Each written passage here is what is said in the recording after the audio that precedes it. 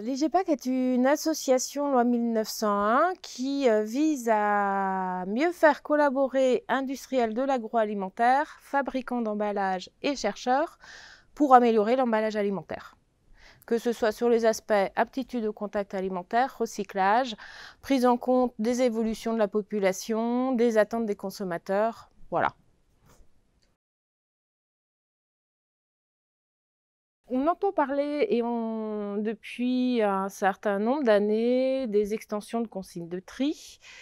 L'IGPAC, nous avons nous-mêmes participé et répondu à un précédent appel à projet CTO.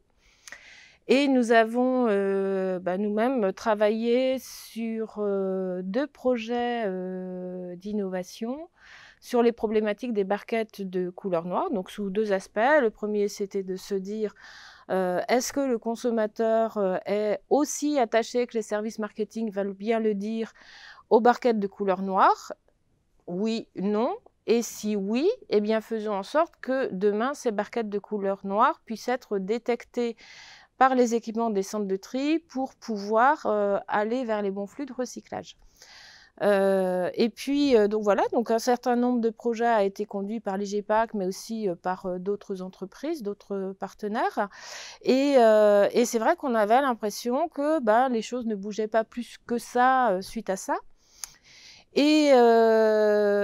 Donc, on s'est dit que si nous voulions réellement que les choses changent, il fallait aller au-delà et bien informer sur les différentes techniques de recyclage autres que celles qui existent aujourd'hui, parce que on a pu le constater, notamment avec le PET opaque, c'est que les solutions de recyclage actuelles ne répondent pas à tous les matériaux qui remplissent nos poubelles.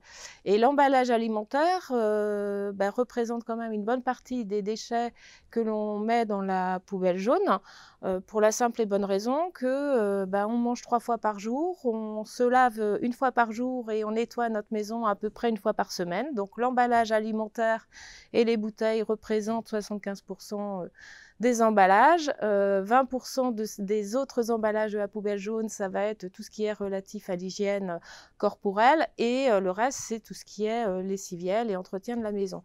Donc on a une part de responsabilité importante. Quand on a découvert le nouveau tarif Citeo pour l'année 2020, avec toutes les incidences que cela allait avoir, notamment sur les barquettes de couleur noire, eh bien, on s'est dit qu'il fallait absolument que les entreprises s'approprient un petit peu plus le sujet et se dépêchent de faire les bons choix de matériaux pour demain que leurs emballages soient plus vertueux, et également pour que leur écotaxe n'explose pas, quoi.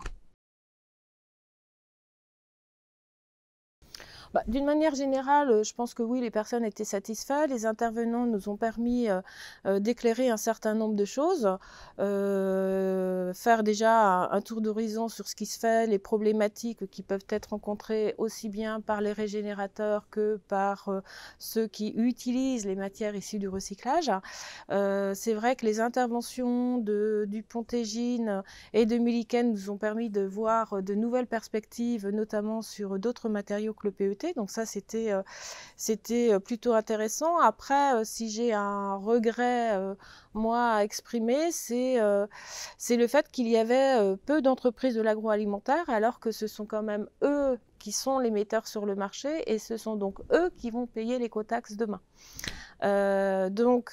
J'espère que la journée qui a eu lieu aujourd'hui, et qui, grâce à vous, va pouvoir être aussi relayée via notre futur site internet, et peut-être aussi via Place Alliance, nous permettront d'envisager de reconduire cette journée, mais là en ayant justement peut-être davantage d'entreprises agroalimentaires.